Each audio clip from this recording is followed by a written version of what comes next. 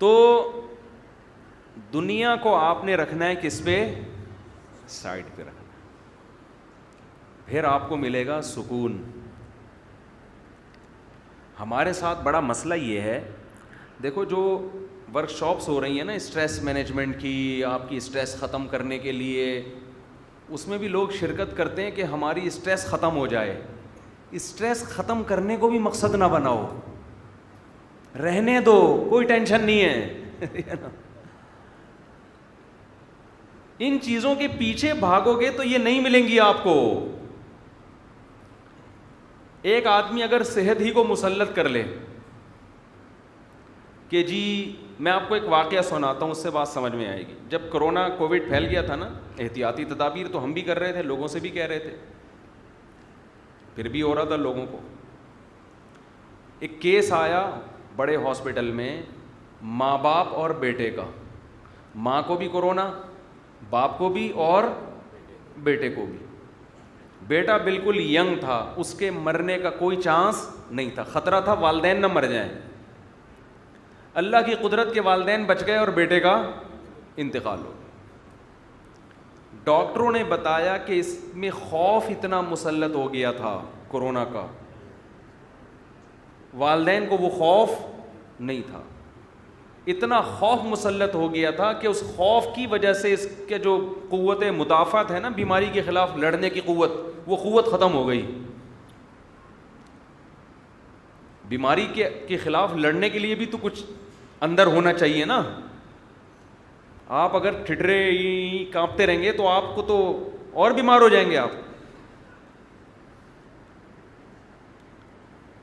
تو یہ صرف بیماری کے بارے میں نہیں ہے، ہر چیز کے بارے میں ہے. یہ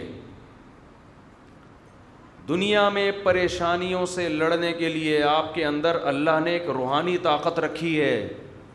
اگر دنیا کی محبت غالب آ جائے نا، تو اس دنیا کی محبت آنے سے ایک لاشعوری خوف بھی ساتھ آتا ہے کہ دنیا چھن نہ جائے. یہ چھننے کا خوف آپ کے اندر روحانی طور پر آپ کو کمزور کر دیتا ہے. دنیا چھننے کا خوف، اس کا طریقہ یہ ہے کہ دنیا سے دوستی مت کرو، دنیا کو لفٹ بولو مت کراؤ. لفٹ ہی نہیں کراؤ بھائی، چھن جائے تو چھن جائے، بھاڑ میں جائے.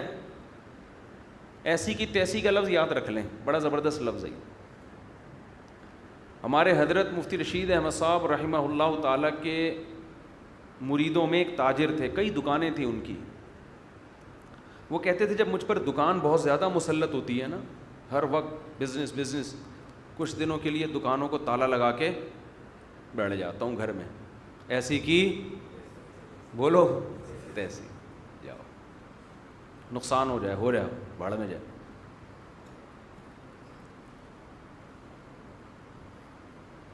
ہر چیز کا علاج وظیفوں میں نہیں ہے، سمجھتے ہو؟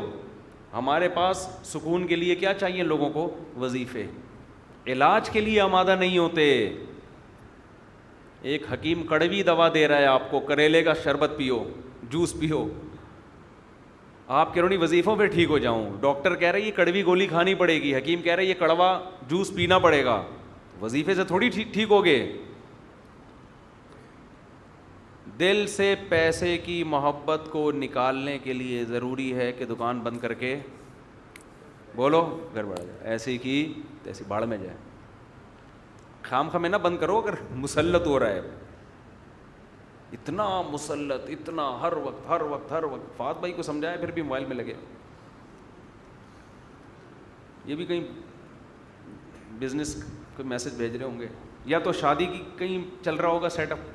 اس عمر میں بندہ یا تو کہیں یہ والا سیٹ اپ ہوتا ہے یا بزنس کا سیٹ اپ. ایسا کبھی نہیں ہوتا اپنی اماں کو میسج بھیج رہا ہوں امی آپ مجھے یاد آ رہی ہیں، معذرت. کبھی نہیں دیکھا ہوگا کہ اپنے ابو کو، والد صاحب کو. دو ہی چیزیں ہوتی ہیں اس ایج میں.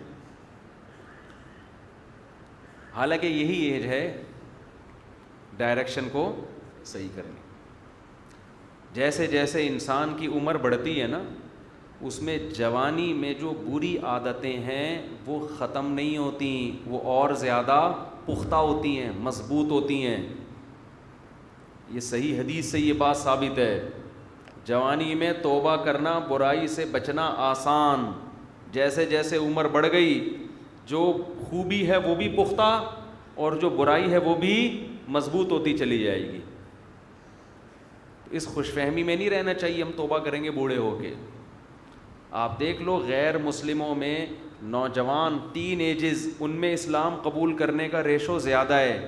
جتنے میچور ہوتے چلے جائیں گے نا، عمر پکی، اتنا ہی توبہ کی توفیق سلب ہوتی چلی جاتی، ختم ہوتی چلی جاتی. حالانکہ قبر کے قریب ہو رہے ہیں، اس وقت تو ان کو زیادہ آنا چاہیے اللہ کی طرف. تو جو ہوگا ابھی ہوگا. توبہ تو بڑھاپے میں بھی قبول ہے، لیکن توبہ کرنا، ان عادتوں کو چھوڑنا مشکل ہو جاتا ہے. یہ جو بوڑھے لوگ آپ کو مسجدوں میں نظر آتے ہیں، یہ وہی ہیں جو جوانی میں بھی مسجد میں ان کا تعلق تھا. اگر جوانی میں مسجد سے ان کا تعلق نہیں تھا، پھر اس بوڑھے کو آپ مسجد میں لا کے دکھاؤ، الا ماشاء اللہ نہیں آتا. ہم نے دیکھے ہیں 80 سال کے ہوں گے، جمعے کی نماز نہیں پڑھ رہے ہوں گے، مسجد کے ساتھ گھر ملا ہوا ہوگا. نہیں ہوتی، ان کو وحشت ہوتی ہے، ٹینشن ہوتی ہے.